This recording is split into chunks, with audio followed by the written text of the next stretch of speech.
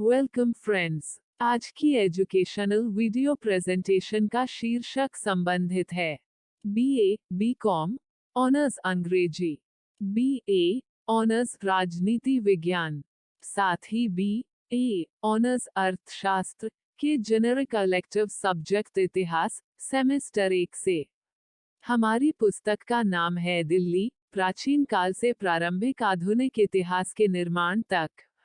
और आज का हमारा टॉपिक है दिल्ली में उर्दू शायरी उदय और विकास। प्रश्न, दिल्ली में उर्दू शायरी के प्रवर्तक कौन थे? दिल्ली स्कूल ऑफ उर्दू शायरी के उदय का वर्णन कीजिए। उत्तर, दिल्ली में उर्दू शायरी के प्रवर्तक। दिल्ली में उर्दू शायरी के शुरुआती प्रवर्तकों और उत्तर भारत में उर्दू शायरी के शुरुआती प्रवर्तकों में सिराजुद्दीन अली खान आरजू खान ए आरजू के नाम से मशहूर का नाम उल्लेखनीय है। वह 18वीं शताब्दी के प्रारंभ का एक महान फारसी विद्वान था। हालांकि उन्होंने खुद उर्दू में कोई संकलन नहीं किया, लेकिन उन्होंने अपने कई शिष्यों जैसे अब्रू, मजमून, पाकर्ग और टेक चंद बहार आदि को फारसी से उर्दू में स्थानांतरित करने के लिए प्रोत्साहित किया।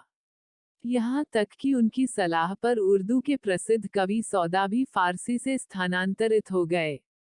कुदरतुल्लाह कादिरी कासिम की टिप्पणी यहाँ ध्यान देने योग्य है। वह कहते हैं, जिस तरह धर्मशास्त्री अबू हनीफा के वंशज है, उसी तरह सभी हिंदी यानी उर्दू कवियों को उनके वंशज मानना बिल्कुल उपयुक्त होगा। शाह सादुल्लाह खान गुलशन शाह गुलशन के नाम से प्रसिद्ध उर्दू के एक अन्य प्रवर्तक थे। यह वह था जिसने वली दखनी को दक्कनी से उर्दू में स्थानांतरित करने के लिए राजी किया। दिल्ली में उनकी अच्छी पकड़ थी। ख्वाजा मीर दर्द उनके पोते और शिष्य भी थे। शुरुआती उर्दू कवियों ने इहामगोई यानी शब्दों में हेरफेर करके देश को उत्तेजित करना में अत्यधिक खुद को शामिल किया। मोहम्मद हुसैन आजाद की राय में यह विशेषता ब्रज भाषा से उधार ली गई थी, जो अब तक प्रमुख साहित्यिक और गीत भाषाओं में से एक थी। हालांकि तज़किरा के एक जीवनी संबंधी विवरण से यह स्पष्ट हो जाता है कि यह समकालीन फारसी कविता की एक विशिष्ट विशेषता थी और शायद यही से इसे उर्दू कविता में उधार लिया गया था। शुरुआती चरण के शायर से इस हद तक मोहित थे कि उन्होंने इसके लिए अभिव्यक्ति की सुंदरता का त्याग कर दिया। दिल्ली के प्रारंभिक उर्दू कवि। प्रारंभिक चरण के प्रमुख उर्दू कवि शाह मुबारक आरजू सन 1692 से सन 1747, फुद्दीन-अमन सन 1689 से सन 1745, सैयद मोहम्मद शाकिर नाजी सन 1754 और शेख जरुद्दीन हातिम सन 1754 थे। हातिम मोहम्मद शाह सन 1718 से सन 1739 के शासनकाल के प्रमुख कवि थे। ये सभी खान ए आरजू के शिष्य थे। इस तथ्य के बावजूद कि उर्दू कविता शुरू से ही फारसी रूपों और भावनाओं पर आधारित थी, शुरुआती उर्दू कवियों की भाषा ने दिल्ली के आसपास की बोलियों से शब्दों को अपनाने के लिए प्राथमिकता दिखाई। प्रारंभिक उर्दू कवियों ने, इस प्रकार, दिन के मुहावरे में लिखा और फारसी और अरबी शब्दों के निर्धारित उपयोग, वर्तनी या उच्चारण के अनुरूप नहीं थे। 18वीं शताब्दी की शुरुआत संक्रमण की अवधि थी, जबकि विभिन्न कारणों से अभिजात वर्ग और स्थापित अभिजात वर्ग का भाग्य पतन की ओर था, विशेष रूप से नादिर शाह द्वारा दिल्ली की बर्खास्तगी और मुगल साम्राज्य के संसाधनों में दावेदारों के रूप में विविध समूहों का उदय, जो वास्तव में इसके पतन का कारण बना। हालांकि दिल्ली और आसपास के क्षेत्र में व्यापारिक गतिविधियों में उछाल था। इसने समाज में एक नए और प्रवाही तबके का उदय किया जिसने अभिजात्य वर्ग का अनुकरण किया। एक समकालीन लेखक दरगाह कुली खान के वर्णन से इन लोगों की समृद्धि का पता चलता है। इन कवियों द्वारा उन्हें रजील यानी नवोदित के रूप में वर्णित किया गया है, जो इन घटनाक्रमों से गहराई से प्रभावित प्रतीत होते हैं। हातिम की कविता की कुछ पंक्तियां यहाँ ध्यान देने योग्य हैं। कभी हाथी की सवारी करने वाले अब नंगे पैर चलते हैं, जबकि जो कभी सूखे अनाज के लिए तरसते थे, वे आज समृद्धि, महलों और हाथियों के पद के निशान के मालिक हैं। गीदड़ों ने शेरों की जगह हड़प ली है। मोहम्मद हुसैन आजाद ने शाकिर नाजी के एक मुखम्मस एक 5 पंक्ति कविता का उल्लेख किया है, जहां उन्होंने बड़प्पन की आलस्य और अयाशी, महान के पतन और उत्थान का वर्णन किया है। दिल्ली स्कूल ऑफ उर्दू कविता मिर्जा मजहर जान ए जनान सन 1700 से सन 1781, मीर तकी मीर सन 1720 से सन 1810, मिर्जा मोहम्मद रफ़ी सौदा सन 1713 से सन 1780 और मीर दर्द सन 1719 से सन 1785 के बाद के चरण 18वीं शताब्दी के दौरान उर्दू शायरी के दिल्ली स्कूल के बाद के चरण के कवि। यह चरण इहामगोई के लिए प्रचलित सेंसरशिप और उर्दू को समृद्ध और शुद्ध करने के कार्य की शुरुआत की विशेषता है। इस चरण के दौरान गजल को प्रोत्साहन मिला। मिर्जा मजहर जान ए जनान को समकालीन तज़किरा यानी कवियों की जीवनी संबंधी विवरण लेखकों द्वारा बहुत उच्च स्थान दिया गया है।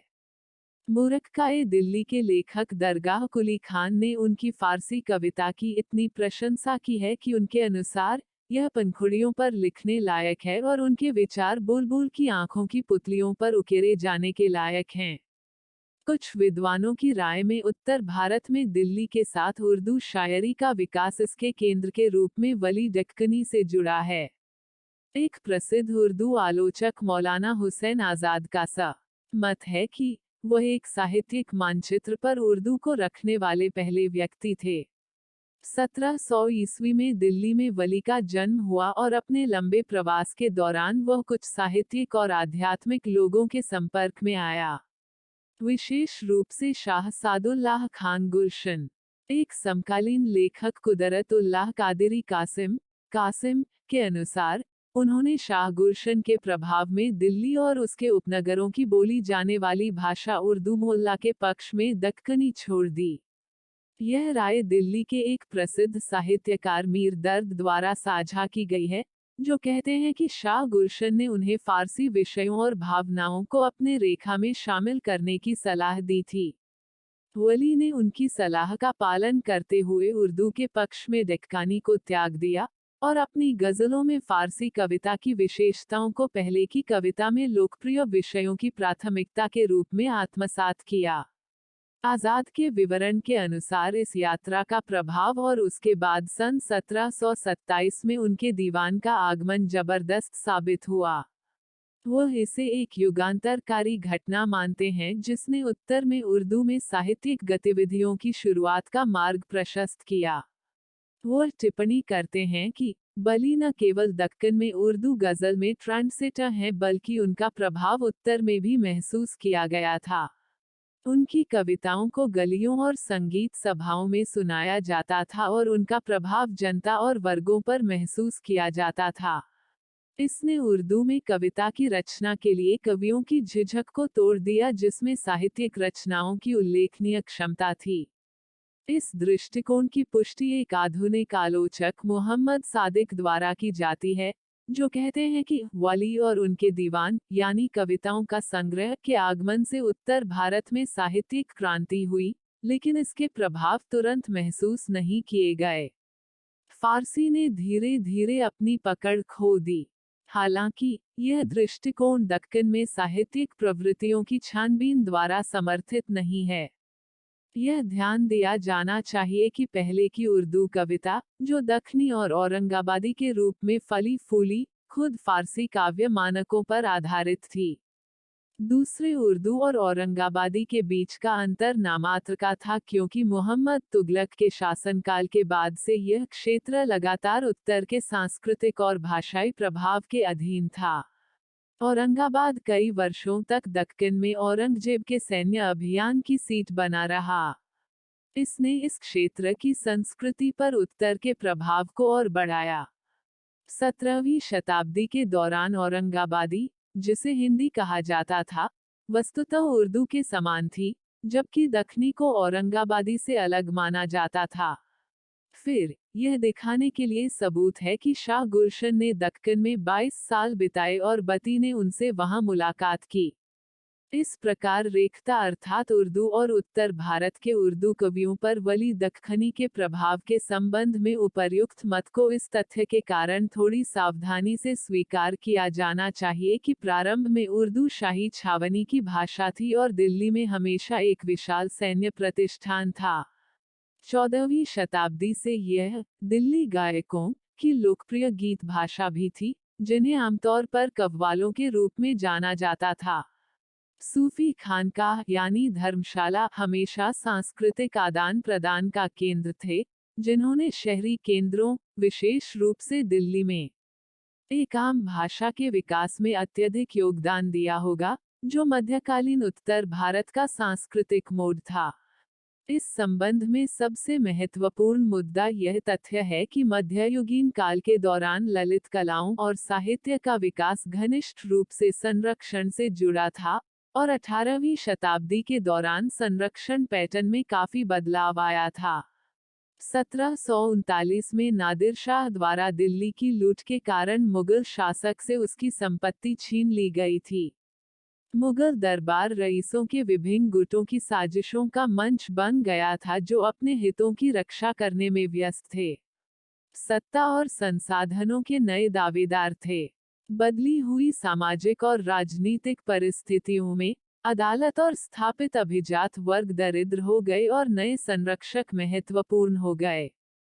कवियों को उनसे संरक्षण प्राप्त करने के लिए बाध्य किया गया था और उन्होंने उस भाषा में कविता की रचना की जो शाही शिविरों और दिल्ली में और उसके आसपास बोली जाती थी।